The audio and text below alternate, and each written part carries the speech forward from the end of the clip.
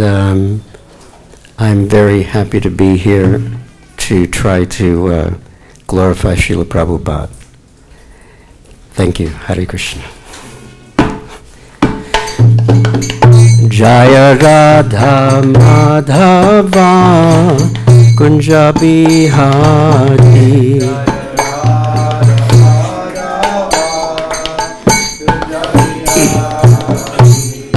Jaya Radha Madhava Kunja Bihari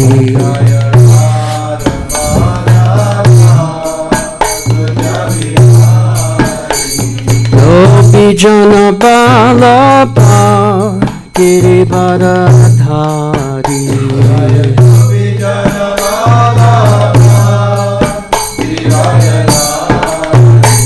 Gopi Jana Balaba Girivardhari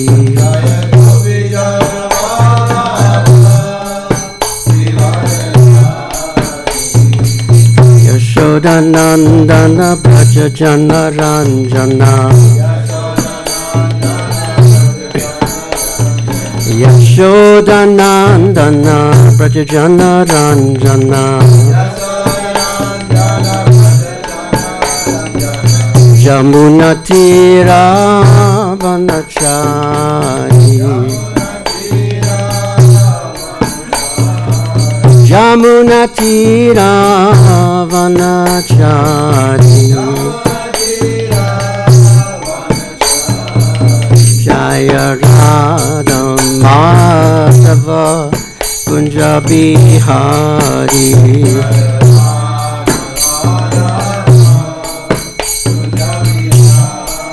Jaya Radha Madhava Kunja Bihari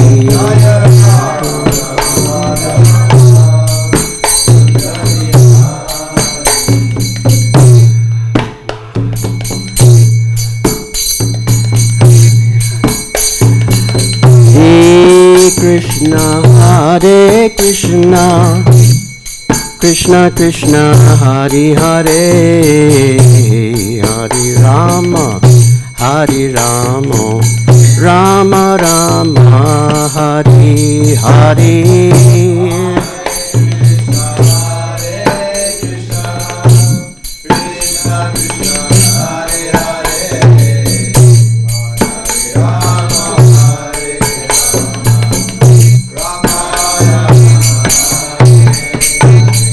Hare Krishna, Hare Krishna, Krishna Krishna, Hare Hare, Hare Rama, Hare Rama, Rama Rama, Hare Hare.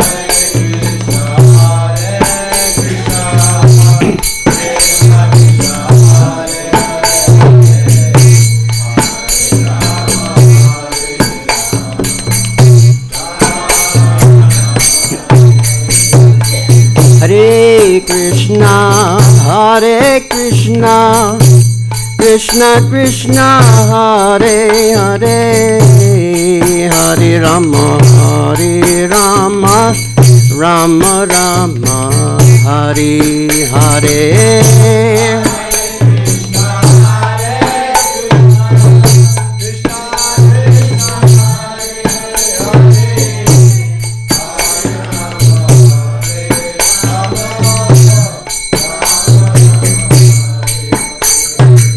Hare Krishna, Hare Krishna, Krishna Krishna, Hare Hare, Hare Rama, Hare Rama, Rama Rama, Hare Hare.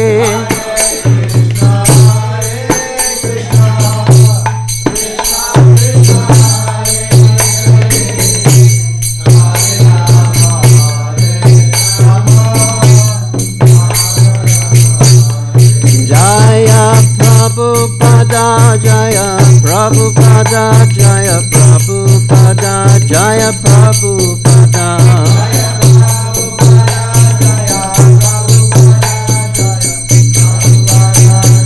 Jaya Jaya Prabhupada.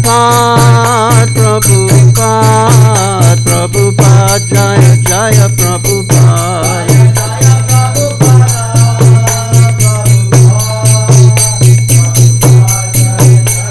Nitai Gaur Hari Bol, Hari Bol, Hari Bol, Nitai Gaur Hari Bol.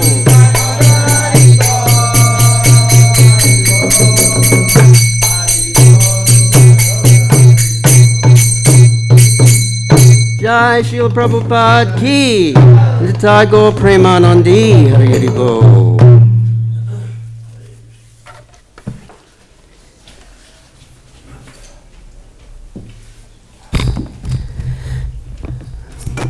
So again, thank you very much for coming, and I did have a few images of Srila Prabhupada, but I didn't know that this would be available. So, I mean, I have one photo of myself alone with Srila Prabhupada, which is, it's a treasure, but there's a long story that goes with that, so better you just hear the story. I just wanted to share the first time I actually saw Srila Prabhupada. This was in 1971 at the Detroit airport. And when I say saw Prabhupada, he really allowed me to see something.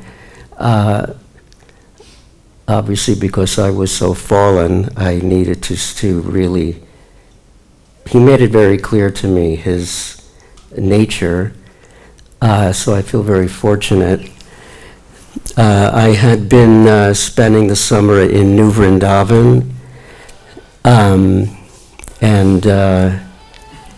we heard that Prabhupada was going to arrive at the Delhi airport. And so we got a van together and went all the way there. And of course, we got to the airport and there were no restrictions at that time. The whole departure area was flooded with hundreds of devotees. And there was an escalator that Prabhupada would be coming up, and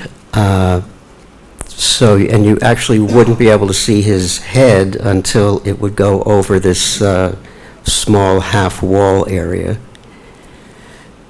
And so we were having kirtan, and suddenly there were shouts, Prabhupada's coming, Prabhupada's coming, and it was so emotionally charged, but I was in that area where you would not see him, and please forgive me if I'm actually going to describe what I saw.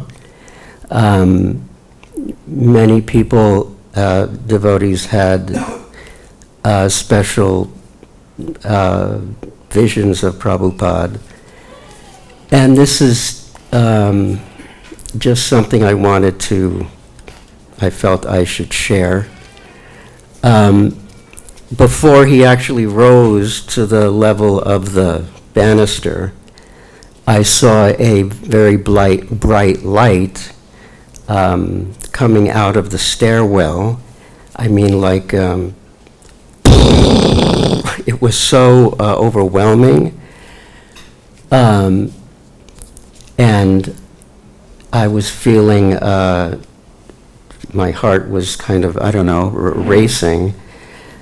And then when his head, literally the very tip of his head came up, suddenly there was, I think understand what it means in the Bhagavatam when it says the brilliance of 10,000 suns, as if one could actually have the capacity to see that was also a gift, but it was just so overwhelming, and not just the light, but it was saturated with love, so much so that I felt something kind of hit me from the back from my neck, and I fell on the floor, and I just started weeping, and because it felt like this was the first time I had ever seen the truth.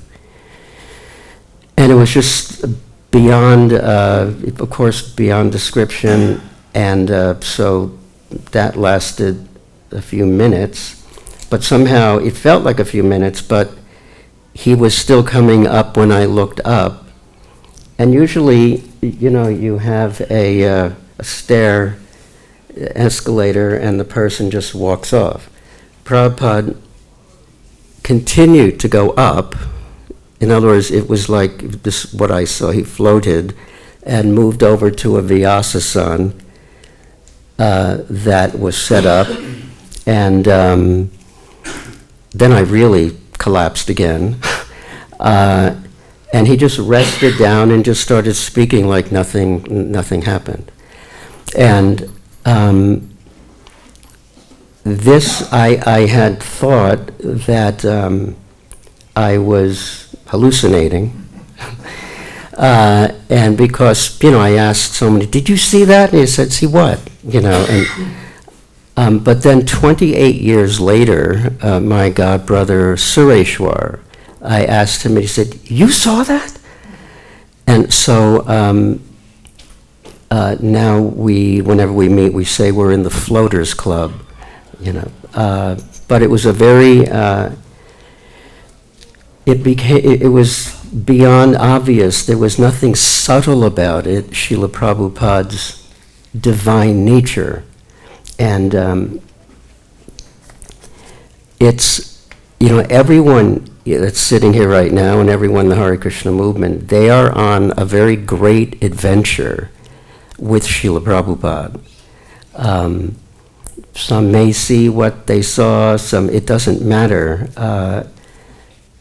And everyone has their own experience and kind of mission in their own heart to serve Srila Prabhupada and the current gurus in Prabhupada's line. So, it's too bad I don't have that photo, because it shows me walking up the Detroit stairs, and Prabhupada's right in front of me with flowers. They threw flowers off the roof of the temple. And he's got this smile that you can almost see in the photo, like this brilliance. And so I just wanted to share that little thing. And I had about a year later, I was on this traveling bus. This was actually a bus before the Radha Damodar buses.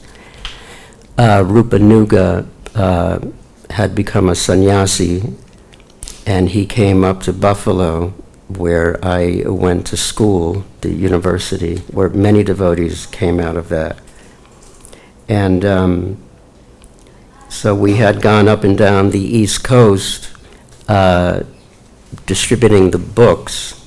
It weren't books, they were actually magazines and whatever else was printed in 71. And I remember, and there's also an image of, I got initiation on the bus. The first initiation was in New York from Srila Prabhupada the next year. And he handed me my beads. This is on Henry Street. And of course, there was very little training at that time. So I put out my left hand. And he just very kindly, like a grandfather, just said, that hand. And so I took the beads, said the vows, and Prabhupada said, your name is Satyanarayan. This is another name of Krishna. It was just very beautiful the way he said that.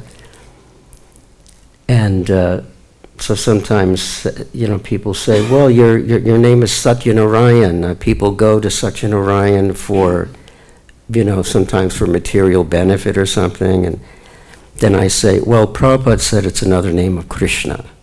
Then they're quiet.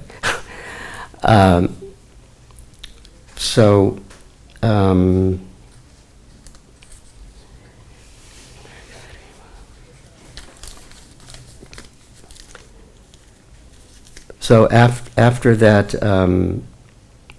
I was on that bus for some time, and I was always a pujari. I was a pujari on the bus, and later on I became a pujari at the Calcutta temple. And during this time, before going to Calcutta in 1974, I had the opportunity I landed in Delhi first, and Prabhupada was staying on the roof of the old Delhi temple. And I had the great opportunity to bring in the chapatis to him. I was cooking with Lakshmi Moni. And I just remember that it was like a canvas flap over where he was staying. And he looked like a general in there, which he was. And it was very exciting just to see him there. And I almost just stared, and then he kind of started to look over, and then I ran away and got the next chapati. But I just, again, found it very interesting that I was always moving toward being a pujari. When I came to Calcutta, when I came to Vrindavan, just a month later, there was no temple, of course, in 74. There was a big pit where the temple is now. And there was what they call rebar, and just some pillars with iron coming out of them. And we would run to see Srila Prabhupada in the morning from the Fogel Ashram, which is just down the road here still, because there was nowhere to stay. Only Prabhupada's room was built, part of his house. And so he would give classes, and it was very intimate. There was just Guru Das was there, and Yamuna, Lakshmi Moni, myself, and maybe 3 or 4 other devotees. And one day Srila Prabhupada is giving class, and there's a huge smile on his face. He looks behind us, and we turn around, and it's George Harrison of the Beatles, and Ravi Shankar, the most famous sitarist. And George immediately went to the front, right in front of Prabhupada's desk, and immediately went into a lotus posture with his hands in his bead bag, and just was just focused on Prabhupada like no one else was there. And I found it interesting the distinction between his movement and Ravi Shankar, who went in the back and kept his shades on. And it was just interesting observation. And Prabhupada, he kind of changed his class a little bit. It was like thrilling to see how intimate and close they were. And Prabhupada just started to speak on, and we should give everything to Krishna. And so the class was over, and Prabhupada motioned to Guru Das, bring prasadam. And then George saw Yamuna. He hadn't seen Yamuna Devi, who he had just recorded the Radha Krishna Temple album with in London. And they kind of, in a spiritual way, loved each other. George said that she was one of the most amazing singers and has such depth. So he saw her, and he ran over to her and kissed her on the cheek in front, and we're thinking, oh my God, in front of Prabhupada. But Prabhupada was just beaming. He was just smiling so much. It was just this incredibly inclusive family feeling. And then George, again, Prabhupada again said, bring prasadam, and George said, but we want to go, Prabhupada. We want to go to the Yamuna. So they left shortly for the Yamuna. And during that time, I was also trying to figure out my place in all this.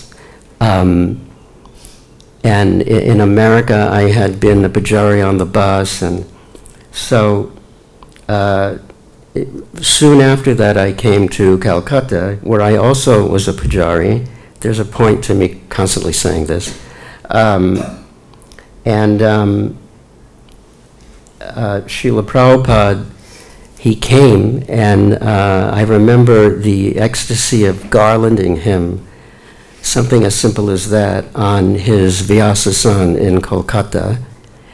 And then I was dressing, I would always dress, wherever I was, I would always dress Mahaprabhu or Gaur-Nitai.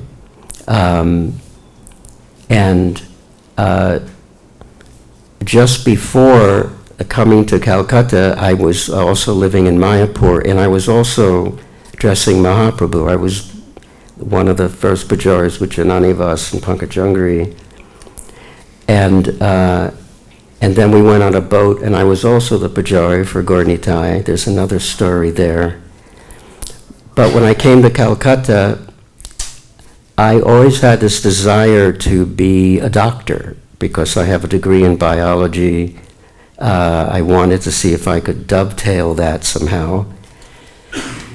And so, it was so not easy, but it was not difficult to have a meeting with Prabhupada, because unlike America, where Prabhupada would be surrounded by like a forest of dandas, India was his home, and it was relaxed. And so there's a beautiful little Prabhupada's room. If you've been to the Calcutta temple, there's that room of his on the end of the balcony. And Satsvarup was the, I said, I just have to speak to Prabhupada. And he said, okay. And I went in, and Prabhupada was sitting like comfortably, like he would, like this. And he was having a discussion, clearly. And I was giving obeisances, and I looked up, and it clearly looked like he was in a discussion, and I turned to see who it was, and there was no one there that I could see. And then I'm thinking, because I had written him a letter asking if I could study under his Kaviraj when I was in America. And so I wanted to again bring that up. And on the roof of the Delhi temple, where I said I had brought him chapatis, I kind of started to say that to him when he was getting massaged by Shrutakirti in the beautiful, the warm winter sun. And I said, Srila Prabhupada, I wrote you about becoming working under your Kaviraj, and he just went, not now. So I felt like jumping off the roof at that point. So here I am again, about to say it again, and it looked to me like I interrupted a conversation he was having, maybe with his spiritual master or Narada Muni or something, because it was like an animated discussion. And then I'm thinking, all right, I have to say it again. Prabhupada, I studied this, and I was very interested in that. And he kind of moved backwards. But he saw I wasn't going to give it up. So, but I had thought I really wanted to be a Western doctor. You know, I studied biology and Western kind of medicine. But I thought if I say Ayurveda, he'd kind of maybe have to say yes, because it's the Vedas. I mean, after all. He didn't have to say yes. He basically, he said, Ayurveda. Then he said, Western medicine is very advanced. And then I didn't know what to say, because I couldn't just backtrack. But yes, Prabhupada, I agree. And so I really wanted to do that, because I had already said something else. So it's like I lied to him or something. So I didn't know what, and Prabhupada would do that. He would come right to the point where you're speechless. There's nothing you can do but either cry or surrender. And then I just, couldn't say anything. And then he said, anyway, whatever medicine that works, just use it. Which to me it meant, don't become if you're already a doctor, great, but don't become a doctor, because Prabhupada, a material doctor, Prabhupada was on an emergency mission. And so then he said the thing that changed my life. Literally one sentence. He picked up one of his books and he said, just work with my books and be a spiritual doctor. So that changed everything in my life, and it opened the door. The universe I saw gradually kind of opened up to facilitate that. Because when the pure devotee says something, it's not just words. Literally everything opens up to make that happen. And that kind of remember I was always a pujari, and I had an opportunity to go out on Sankirtan on the bus, and I always kind of shied away from that. I just so I was pujari, and suddenly Prabhupada's saying, work with my books. So I'm thinking, how, what is he seeing? And so I practically immediately after I walked out of his room, after we talked a little more, it was either Guru Kripa or Yasodanandan, who were, the strong sannyasis. In fact, they were kind of called the gangsta sannyasis. They were really tough, and one of them said to me, what are you doing here? And I said, I'm a pujari, I'm dressing. He said, why don't you do something for your spiritual master? And here I am thinking I was, but he meant get out there and do something, try to accomplish something for Prabhupada. So that was an immediate confirmation. And then it happened again and again and again. And a few days later, I was asked to join Prabhupada's library party, where we would go all over India, and then I had the fortune to go to 14 countries outside of India. It was the greatest adventure of my life. And so he opened up a door of indescribable happiness and adventure. And the next year, I met after going throughout India. Later we'd go outside. But after going throughout India, I came back down again. I was actually Vyasaki before his music career. We were traveling together for a while there in India. And so we came down and got some honey in the Himalayas. We were up in Kashmir. And it was hard to get honey that time. It always tasted like medicine. And so Prabhupada liked honey. And we brought it down, and this time everything seemed to be flowing. We came in to see Srila Prabhupada, and they had said, your library party men are here. And Prabhupada said, come. And this time he leaned forward. Last time he went like this. Always I was bothering him with my concept of serving, but it was really serving my own desire. And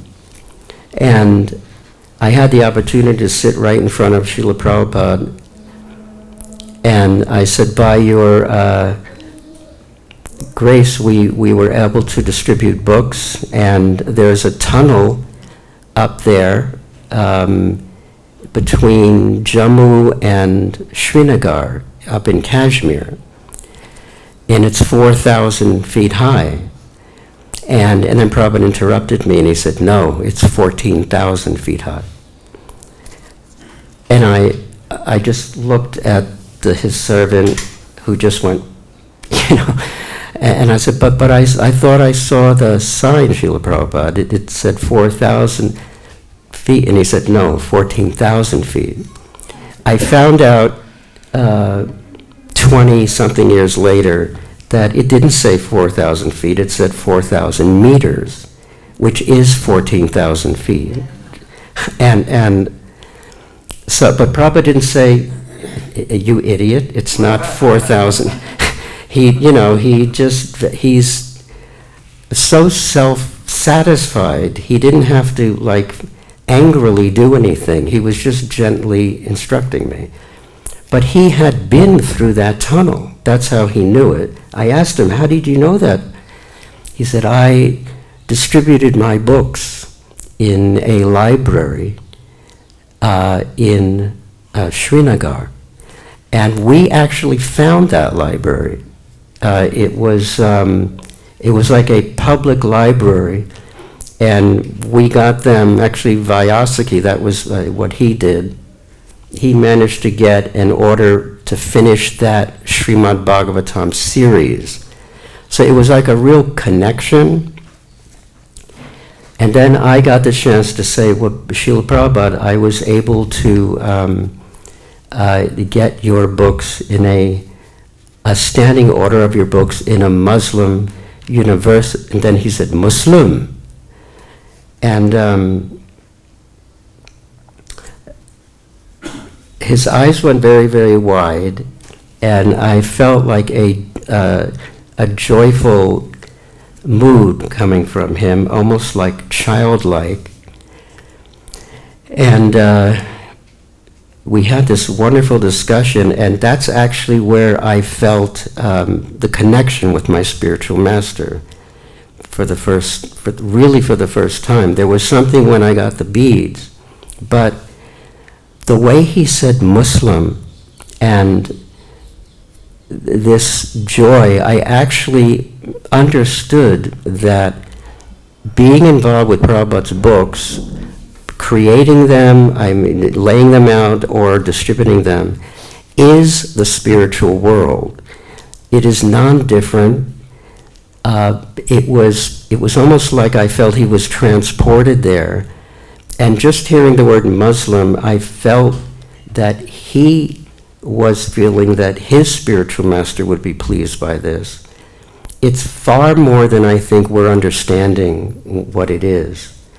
And then later on in the conversation, he made his statement, which is now known all over, that he said, for anyone who preaches in the Muslim world, for that person, I take the dust from their feet and put it on my head. Now, Prabhupada, he never before that or since that made such an emotional statement about any devotional service, no matter what you name. So there is something very special about that. it was very clear that, and then the more I got involved with that, later I was asked to be the trustee for the BBT Far East, Middle East Division. And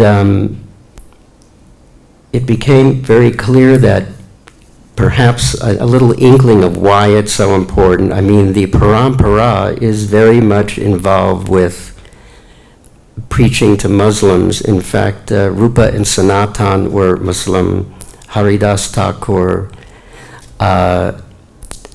and when Gaur-Nitai preached to the Chand Kazi, it's considered,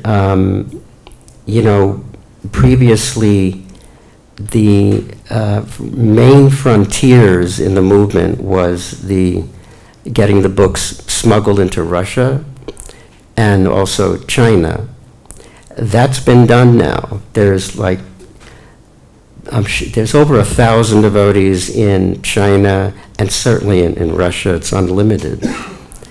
But the last frontier, I think that's why Prabhupada wanted this to happen so much, is the Middle Eastern world. And, by his grace, that's beginning to happen.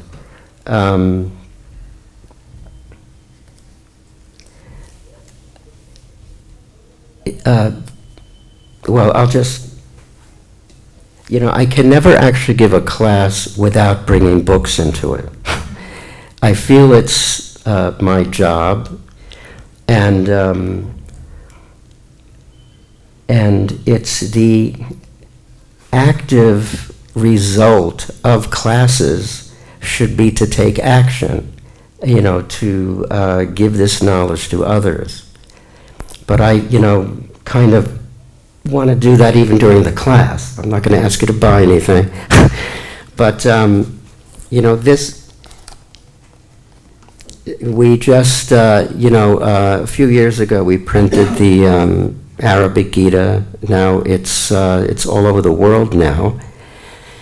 And the idea came through to, and there's also Arabic small books, that, we cannot go to places like Riyadh, the capital of Saudi Arabia, or, Kuwait, or Palestine, or Qatar, or any of those dozens of countries ourselves.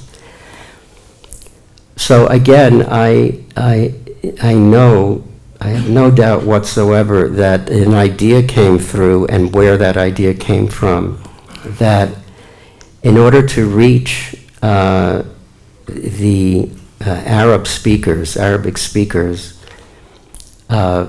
we need to do it when they come to us in the Western world.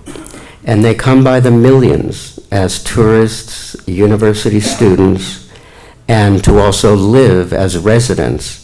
And this is all over the Western world, all over the United States, Canada, all over Europe, Australia, New Zealand, even in the Far East, even Brazil, there's 10 million from a Muslim background. And then the glorious thing is when they get a book, so we started this, and the book distributors got so excited because they couldn't believe this was possible.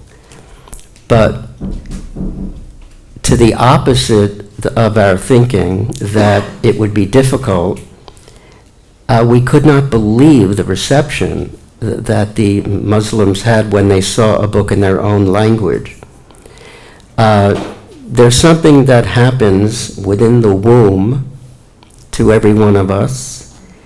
The first cognitive, intellectual experience of the fetus within the womb is the sound of the mother's voice in the mother tongue, in the language that the child is going to have throughout his life.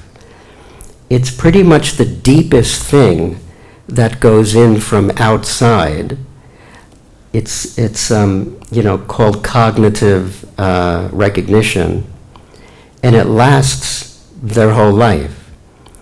And like if we have some of these books maybe in Paris or something, and an Arabic speaker walks by and he sees the French and he just keeps walking, and then his eyes hit the language, it's literally like something hits them because it goes so deep. So, by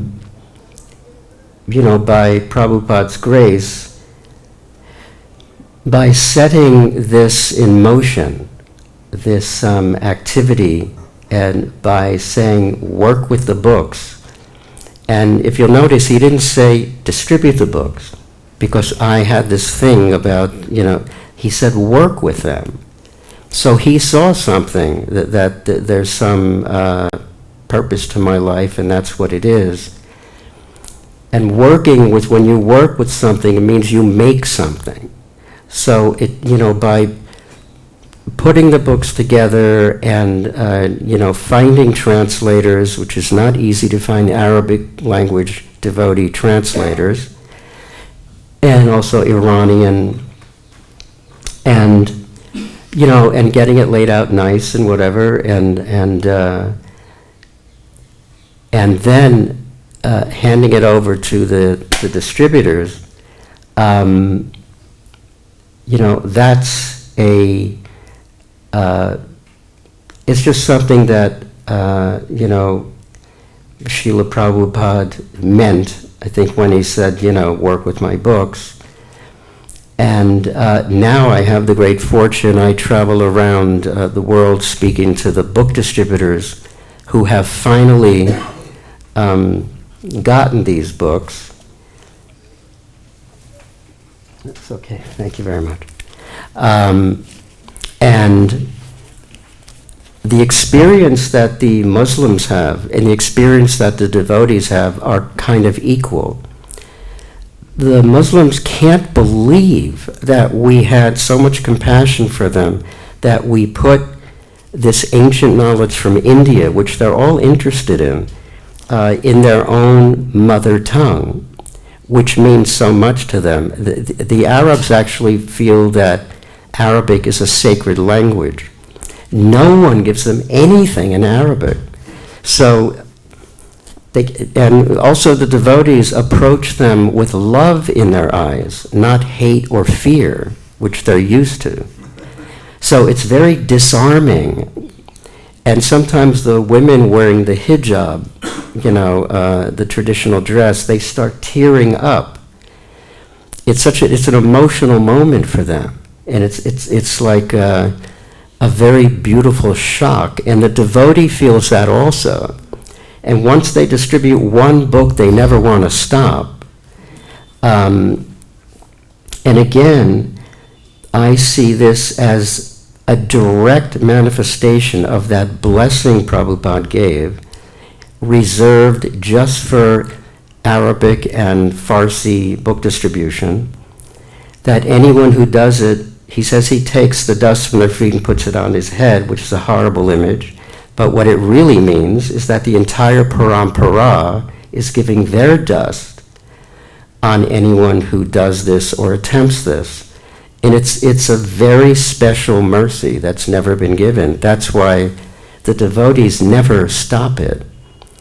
And so we also, just for your interest, just printed the Farsi Gita. This is for the only other part of the Middle East where they don't speak Arabic is in Iran. So Iran has a very ancient connection with India. It's very interesting. It's called Zoroastrianism. And it was a very ancient kind of religion that was directly connected with the Vedas. So, with the Arabs, the Muslim speakers, they might take books 60% of the time, or maybe 70%. But with the Iranians, 100% take the books, because there's no barrier at all. And in fact, we have this very nice devotee, Bhakti Kevin, in Los Angeles, who you know, very enthusiastic, who actually was famous as Kev Jumbo, and he had 100 million hits on the. He just is a very interesting personality, and he has completely surrendered specifically to these BBT Far East Middle East book distribution. And he recently discovered something, an area in Los Angeles called Little Arabia, and he was just selling so many Arabic books, just this big marketplace. And then Iranian families were coming up to him and just saying, where is it? Do you have this in Farsi? 7 or 8 families were upset that they didn't have. So we finally have it, and it's on a ship right now to 6 divisions around the world. And that's going to be a real, another whole revolution. And if there's any book distributors here, I don't know. But again, this is the main purpose of the Hare Krishna movement. Prabhupada once made amazing statements that are hard to even sometimes conceive. He said once in Bombay, he said, the temples are basically warehouses for the books. I mean, of course the deities are there, and Prabhupada's, he said his body is ISKCON. That's how close Prabhupada is to ISKCON. But he said his heart is the BBT. So, in fact, even the way Srila Prabhupada set up the BBT and ISKCON, he wanted them to be separate legally. So he said, and this, you can imagine him saying this, how much this would, bother him. He said, even if ISKCON fails, the BBT must go on. So, it's just kind of very interesting that the book distributors are so excited about this.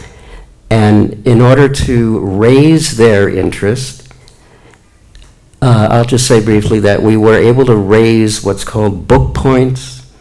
Prabhupada set up a system where, depending on the size of the book, he gave it a certain number. Like a small, tiny book is called, it's a quarter of a point, and this is 2 points. So we managed to raise it up to 12 times the book points for the Arabic and the Farsi books. So this interests the serious book distributors very much. And now we have a situation where Germany is fighting France. Like in World War II, Germany fought France. But now the book distributors are competing to see who can distribute more of the Arabic books. So it's like it moved from a very bad material fighting to a spiritual event. And so it's just, very sweet that, it takes us years. What Prabhupada compacted in one sentence was something that it has taken the rest of my life to understand and relate to. And I'm sure there's so many further levels. But it was literally one sentence. Just work with my books and be a spiritual doctor. That Prabhupada's words are sutras, which can be expanded for the rest of your life. And each one of us, like I said, has their own connection with Prabhupada. He is the son. He's 10,000 sons. And so, you know, if we try to fan that desire we have, whatever that is, you know, as far as I'm concerned, anyone who distributes Arabic or Farsi books, they will have their choice of flower airplanes back to Godhead, you know. Srila Prabhupada ki jai. Are there any questions whatsoever, Prabhu? Hare Krishna. So, a person like me stays mostly in India now. How do I, give me some practical ways I can distribute those books to people, Muslims here in India? Thank you. We've just finalized the shipment of these books to the warehouse here. It's very good you ask that. Daivi Shakti and Saranga Thakur, they actually ship these books out. In South India, for example, Muslims, straight off the plane, they fly to India to go to universities in South India.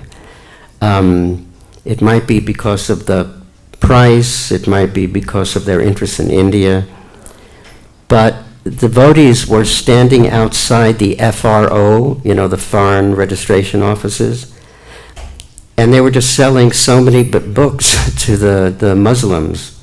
That's one avenue. Recently, there's an interesting story in this regard. I gave a few classes about this in Delhi, and two brahmacharis got really excited. And so they thought of where they could go, and unfortunately, it was a little too intense, their interest. They went into a mosque.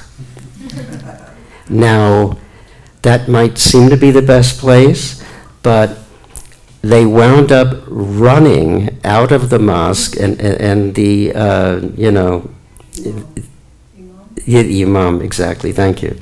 The Imam there was running after them, and they dropped the book, and I don't think they would have been harmed, but if they kept doing it, they would be. Now, that's an example how not to do it. And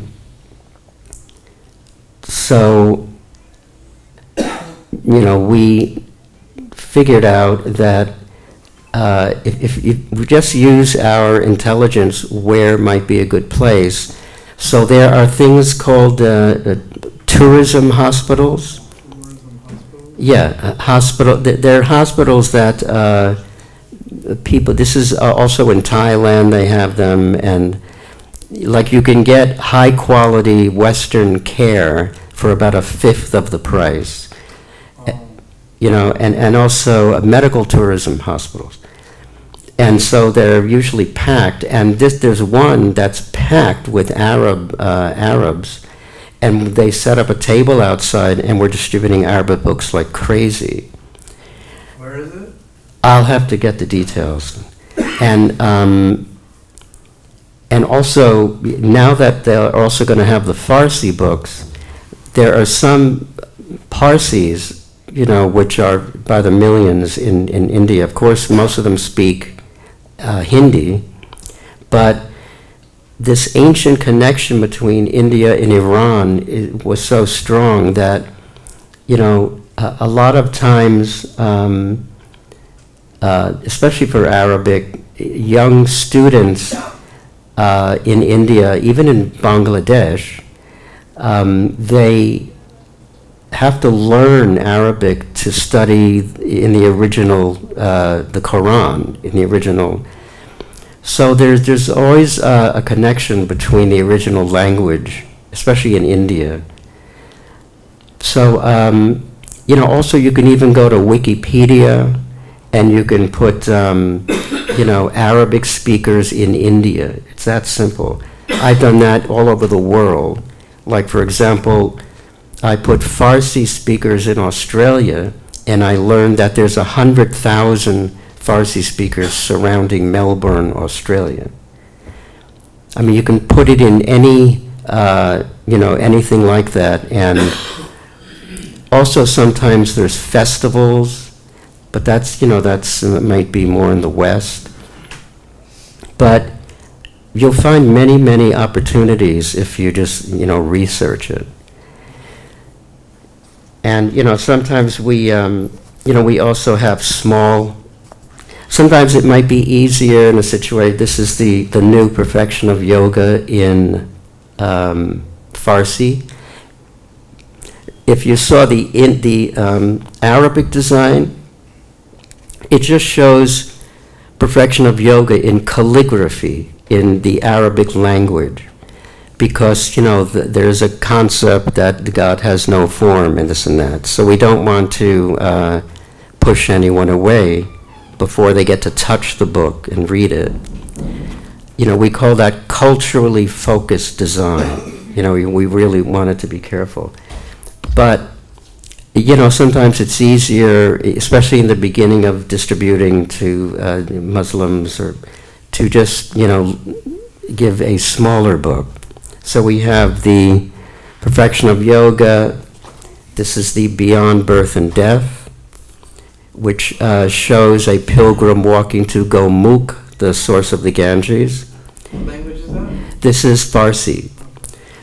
But for the Arabic version, instead of the Himalayas, we show a desert.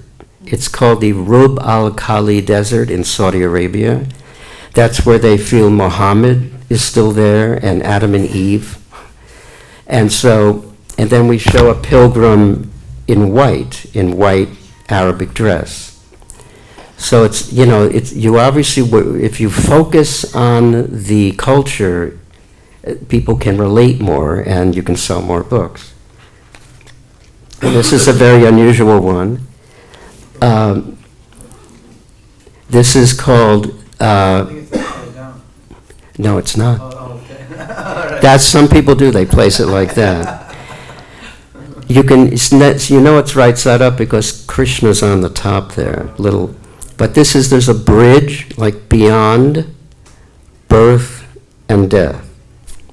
And this is, to talk about culturally focused design, this is actually the eye of an Iranian baby. And this is the eye of an Iranian grandfather.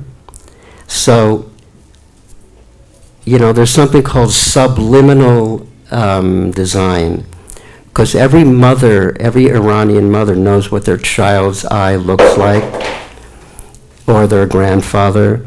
So these eyes change for each language,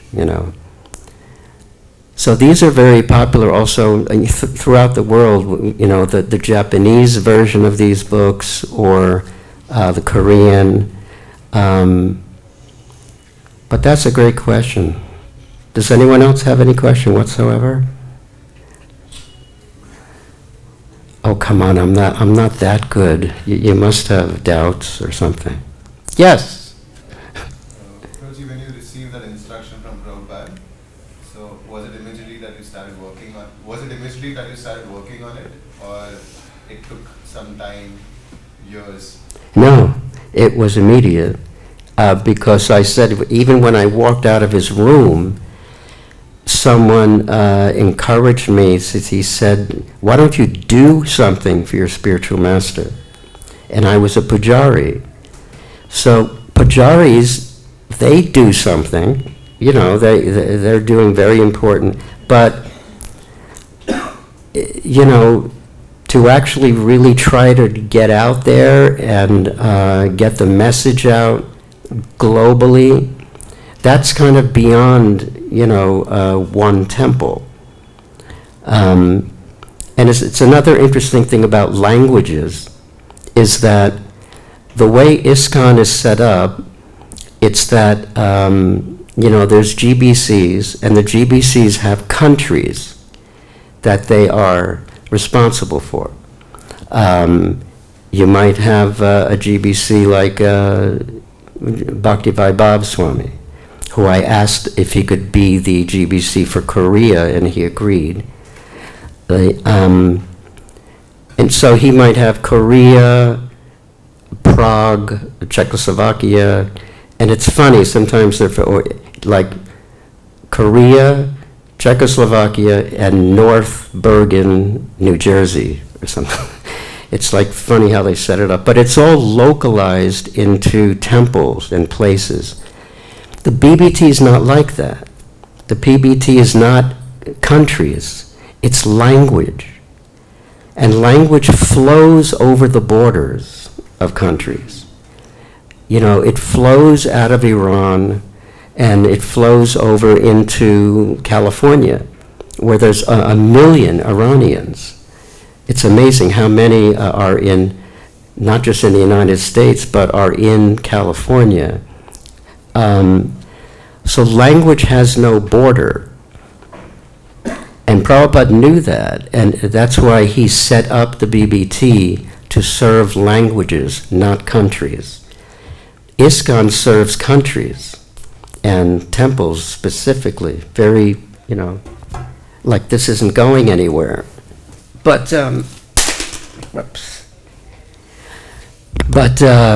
you know, the languages, and that's what we experimented with to get Arabic and Farsi, that we could not go to the local area. You cannot safely go to Riyadh, Saudi Arabia, and start to distribute on the streets. If you want to keep this part of your body attached to this part, you don't do that. But the same Saudis, they fly to the Western world, for example, in, you know, Los Angeles, but also all over the world. It's especially interesting in the United States because there's an agreement between the USA and Saudi Arabia to give scholarships to university students. So there's so many Saudis fly to the West, the United States, and we've distributed thousands and thousands of Arabic books over the last 9 years. But not just Saudis, from every single country. If anyone here has a good memory, I have a Facebook page which shows images of Muslims getting books from all over the world, plus videos of them dancing with us on Harinam. It's unbelievably exciting and encouraging. And when they walk by a Harinam party, they instantly come over and ask for instruments, and they start dancing with us. It's the opposite of what people are thinking, especially in this country. It's not always an embraceable situation. They feel that these are very different from us. No, they're 99.99% are serious about God. Very serious, and they want to go. The only difference is they innately want to go above religion, because it's very confusing and it has failed them in many ways. But their interest in God is there, so that's exactly what we are all about, giving spiritual knowledge. And they get so excited when they see a book in their own language, because they all have an interest in ancient India in their heart. Some of the women, they sometimes for fun dress in saris. They watch Hindi movies with Arabic subtitles. They have an interest, but they've never felt a gesture or a method to actually learn about this. They've in their hearts known that this knowledge comes out of India, but it's knowledge, it's above religion. It informs religion, but the actual knowledge is what they're fascinated with. And it's the only people I know that if you show them one of these books, especially the Gita in Arabic, they go, it's okay, I got it. You show them a book in their own language, and they say, their eyes sometimes open wide, and they go, "Mashallah, oh my Allah," and they literally sit on the curb of the street and start reading it. The Japanese don't do that. The Americans don't do that. The Indian-bodied, people don't do that.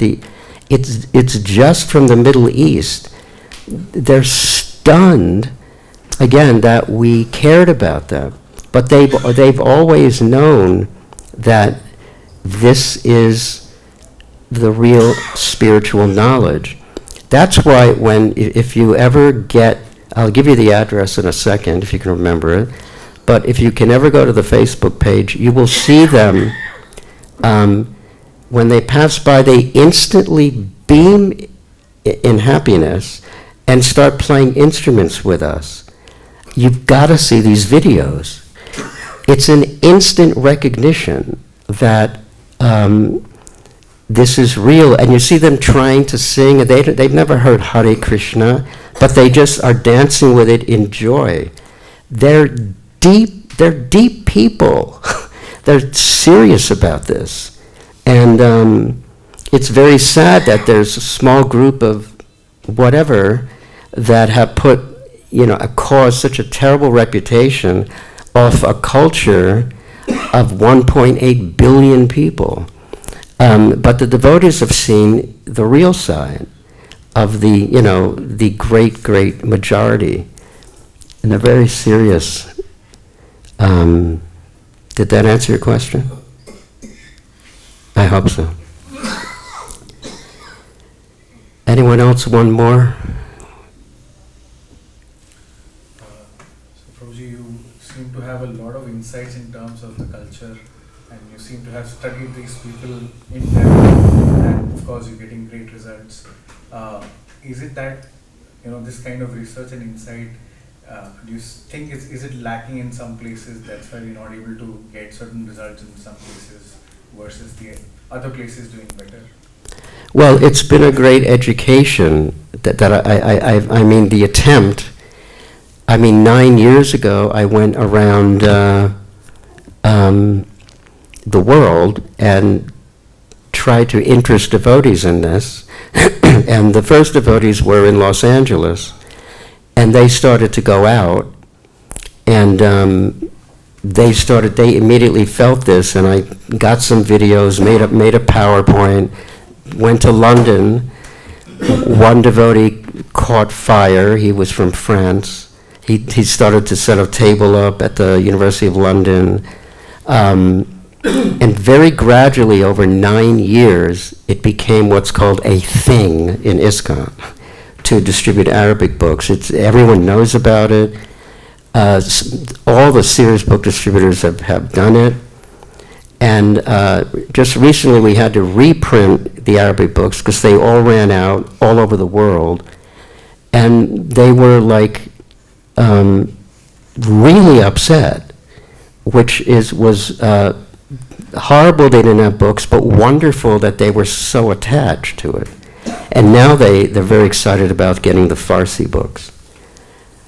So, did that answer your question?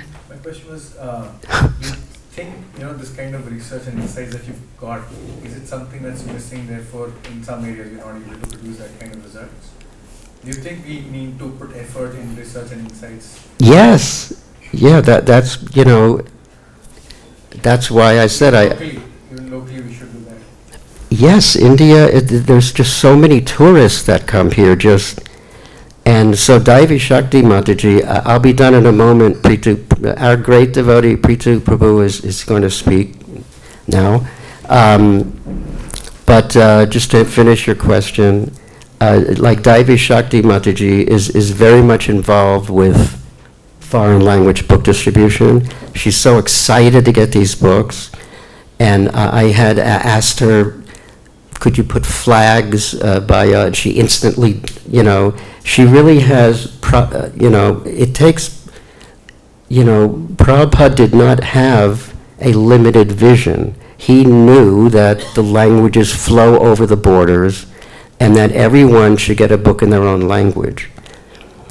So yes, it's been, it was a real struggle in the beginning, but now it's become more and more, normal. And there's actually, the final point is, there's something called the World Sankirtan newsletter. And there are now 2 sections just on Arabic. Arabic distribution by temple, Arabic distribution by individual. And so it's something everyone goes to each month. It's very exciting to see Germany fighting France, and they're both fighting the United States for dominance in book distribution. And now with the Farsi, it's going to really explode.